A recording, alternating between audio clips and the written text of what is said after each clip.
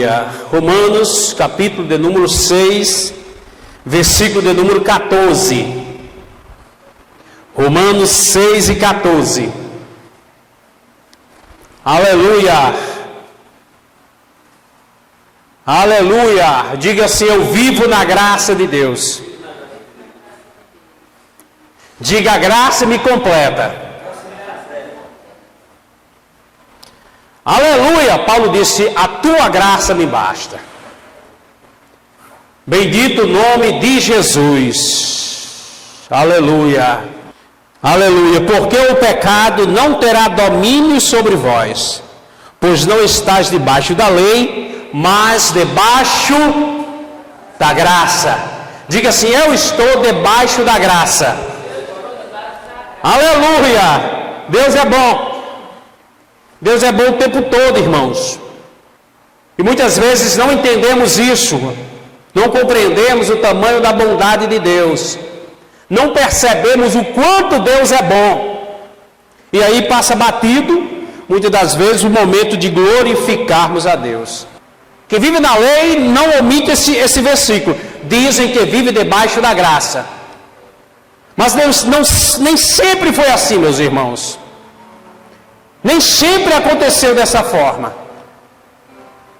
E nesta noite, já à noite, eu quero trazer uma palavra para você, meu irmão, no intuito de te animá-lo,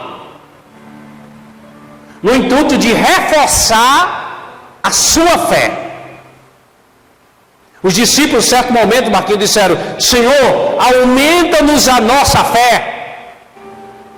Então é preciso reforçar a fé. É preciso ter uma dose de fé na fé. Bendito o nome de Jesus. Por conta que estamos vivendo em um sistema e a gente não pode sair dele. Estamos vivendo em um mundo onde tudo o que há no mundo, a concupiscência dos olhos, soberba da vida, concupiscência da carne, Marquinhos, isso confronta a vida de um cristão que vive na graça. A lei, os cristãos que vivem baseado na lei, ou debaixo da lei, ou querendo cumprir a lei, estão firmados nesses argumentos, Marquinhos, de que é impossível alguém ser justo, porque está baseado nos atos dos homens. Diga: eu estou protegido. Aleluia. Nem sempre foi assim. Nem sempre foi assim. Lembra quando Jesus estava lá no jardim? E lá no jardim, Marquinhos, Jesus, quando pensou, Jesus só pensou na morte, a alma dele se angustiou. Porque Jesus sabia o tamanho do sofrimento que estava por vir. Ok? Jesus sabia. E a alma dele se angustiou. Ele próprio disse: a minha alma está em angústia até a morte. Jesus, pensando na morte, ficou angustiado. Por quê? Porque Jesus estava cumprindo a lei, para que o justo te justificasse, mesmo você sendo injusto, e você só precisava acreditar. Quando você entende isso, você não enxerga mais os obstáculos da vida como gigantes na sua vida. Você observa como aquilo que está para acontecer todos os dias. Todos os dias, meus irmãos, você tem que se levantar, você tem que ir para o trabalho, e você não sabe o que vai acontecer até o final do dia. Você não sabe. Você pode declarar, mesmo que não saiba do ponto de vista de estar vivendo o momento. Do ponto de vista de estar vivendo o momento, aí é preciso viver o momento, porque não sei o que vai acontecer daqui a uma hora, mas eu posso dizer: Senhor, a noite será uma noite satisfatória e maravilhosa. Quando eu falo, eu estou declarando. Tem muita gente, Marquinhos, que ainda não está vivendo e desfrutando desta graça porque está olhando para a lei. Diz assim: olha, eu vivo na graça, a graça do Senhor me completa, mas continuo olhando para o sofrimento de Cristo, ao invés de olhar para a ressurreição. Repare que Jesus, quando ele pensava na morte, pensou na morte, ele suou gotas de sangue. A preocupação foi grande naquele momento, porque Jesus já estava vendo o que iria acontecer. Ainda que eu diga: olha, eu vivo na graça, sou abençoado, sou remido, sou protegido, sou próspero, tenho saúde, desfruto da vida, mas existe um conflito espiritual. Porque quando falamos isso, Marquinhos, temos saúde, nós estamos referindo à carne. Ninguém diz temos saúde olhando para o Espírito. Ninguém diz pelo fato de você já confessar a fé. E uma vez confessando a fé, o Espírito que estava morto reviveu. Então, se reviveu, é um Espírito novo, vivificado pela justificação de Cristo. Então é preciso entender isso aqui, meus irmãos. Nem sempre quando dizemos, alguém diz: olha, eu vivo debaixo da graça de Deus, eu tenho saúde, não está olhando para o Espírito, está olhando para o corpo. Está olhando para o corpo. Quando você diz eu tenho saúde, você está declarando no corpo. Ainda que você seja um espírito, mas você quer saúde no corpo. A prova disso é que muitas pessoas, quando estão enfermas, pedem para Jesus curar o corpo. E Jesus vai lá e cura o corpo. Então, esta graça que Paulo está se referindo aqui, Romanos, onde diz que ele estamos debaixo da graça. Esta graça, ela não tem que se limitar só ao corpo. Essa graça, ela vem lá da eternidade, ela tem que romper todas as áreas da nossa vida. O cristão não pode dizer: olha, eu vivo tranquilo, eu sou próspero, eu tenho uma conta bancária boa, eu sou o cara que vive debaixo da graça, onde eu coloco minha mão prospera. Mas aí tem uma parte da vida do cristão, Marquinhos, que ele vive inseguro. Ele não tem segurança naquela área, talvez na área financeira, ainda que ganhe bem, ainda que consiga muito dinheiro, mas do nada o dinheiro esvazia pelos dedos. A graça, ela flui em todas as áreas sem que você peça. A graça, Marquinhos, ela não flui na área do meu corpo e não flui na área do meu negócio. A graça não é incompleta, a graça é completa. Por isso ele diz: olha, a tua graça me basta. Ao contrário da lei. A lei, o que é que ela faz? Ela exige de você. A graça supre você. A lei, ela tira de você. A graça dá. A graça te abastece. Então, meus irmãos, para isso teve que acontecer algo. Teve que acontecer alguma coisa para que a gente vivesse debaixo da graça. Jesus é a graça. Diga: Jesus é a graça. Diga de novo: Jesus é a graça. Aleluia. Jesus suou sangue. Lá atrás, José, muito atrás, um homem pecou, junto com a sua esposa, com a sua mulher. Ambos pecaram, destituídos, ficaram da glória de Deus, isolados da glória de Deus, longe da glória de Deus. Com isso, a terra em que eles viviam ficou agora diferente. Deus olhou para ele e disse: olha, é o seguinte, você vai comer do suor do seu corpo. Você vai comer agora suado. Deus não disse: você vai ter que trabalhar. Pelo contrário, Adão já trabalhava no jardim, mas não tinha enfado no corpo, Marquinhos. O corpo dele não transpirava. O trabalho é bom. Diga assim: o trabalho é bom. Agora o enfado não. A canseira não. Então, Deus olhou e disse: olha, você agora vai comer do suor. Você vai ter que suar. Antes ele comia sem suar. Trabalhava, ele regava o jardim. Ele cuidava do jardim. A terra ficou amaldiçoada. A terra perdeu a graça quando Adão perdeu a graça de Deus. E o que aconteceu? Era preciso acontecer algo, meus irmãos. Algo, é por isso que a Bíblia chama Jesus do último Adão. Do último Adão. Olha que os descendentes de Adão derramaram sangue impuro sobre a terra, que já estava amaldiçoada por causa do pecado de Adão e a sua esposa. O que aconteceu?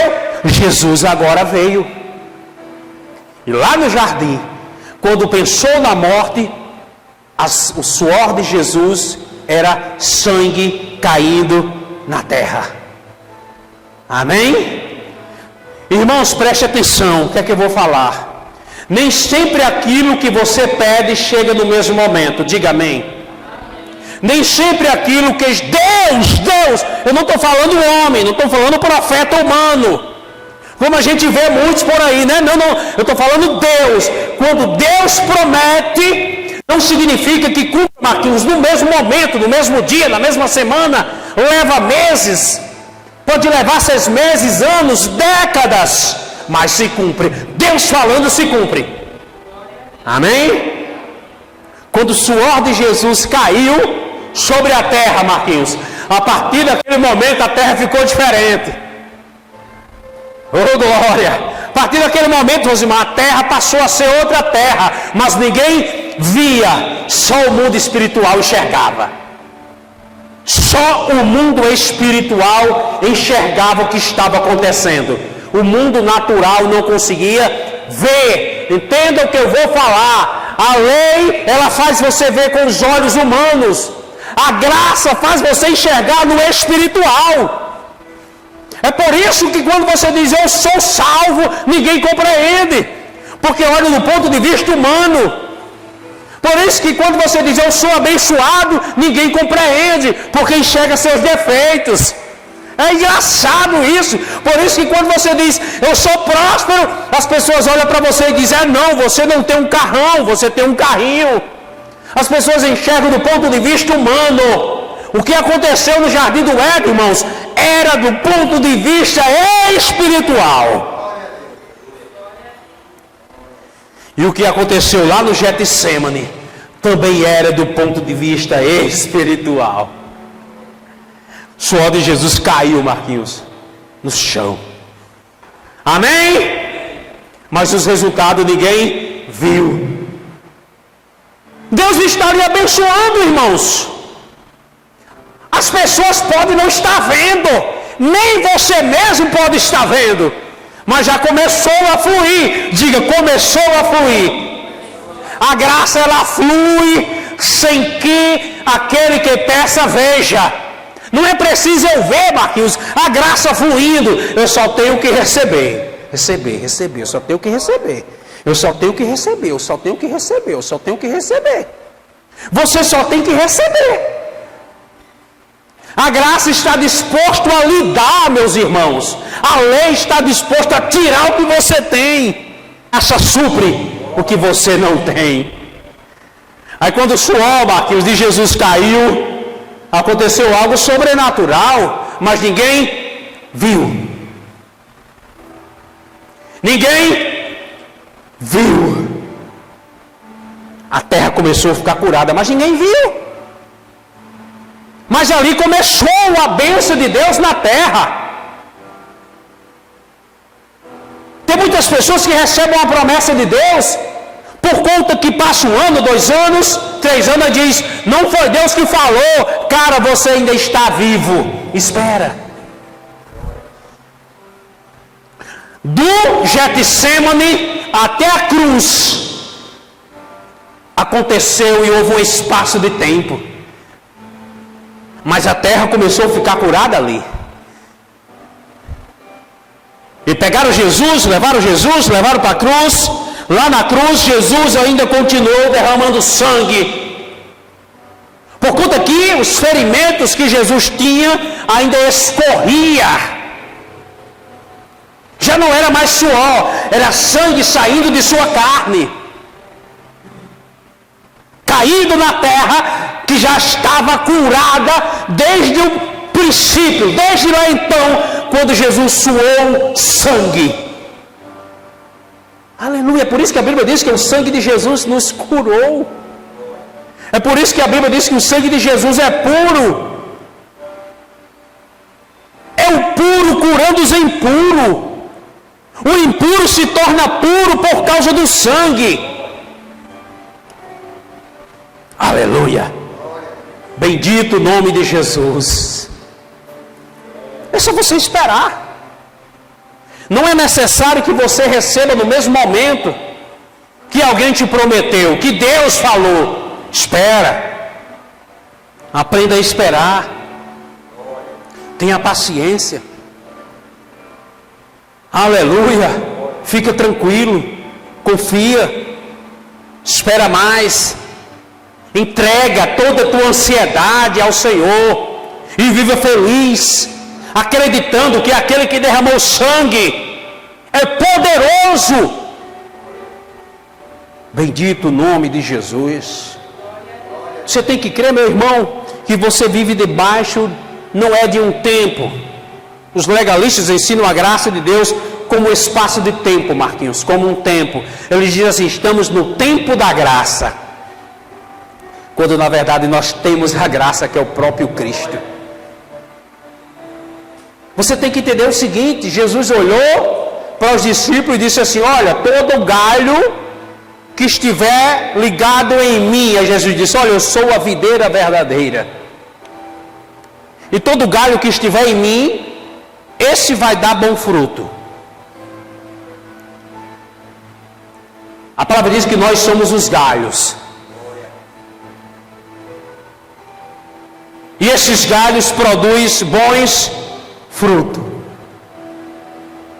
Repare que o galho não pede para que o fruto saia lá. Mas até o fruto sair existe um processo. Você não pode olhar do ponto de vista da perspectiva humana, de olhar e dizer, vai demorar muito. Não, no mundo espiritual já está, só que nós estamos em um mundo físico. Ainda que eu compreenda, Marquinhos, que no mundo espiritual, aquilo que eu peço já existe, eu tenho que entender que o meu espírito está num corpo limitado a tempo, estações, adoecer, cansaço físico, mental, espiritual. Ainda que eu compreenda quem eu sou de fato, mas eu tenho que levar em consideração que eu estou vivendo em um planeta chamado Terra. Acreditando que, ainda que exista no mundo espiritual aquilo que eu peço, eu já tenho. Mas até eu chegar lá, existe um tempo, eu só preciso continuar crendo. O defeito de muitos é saber que Deus faz, saber que Deus pode, mas desiste no espaço de tempo. Param de confiar. Param de acreditar. Então, meus irmãos, o sangue que Jesus derramou não foi em vão. Foi para garantir que estamos debaixo dele. Aleluia. Diga assim, Deus está me protegendo. Aleluia.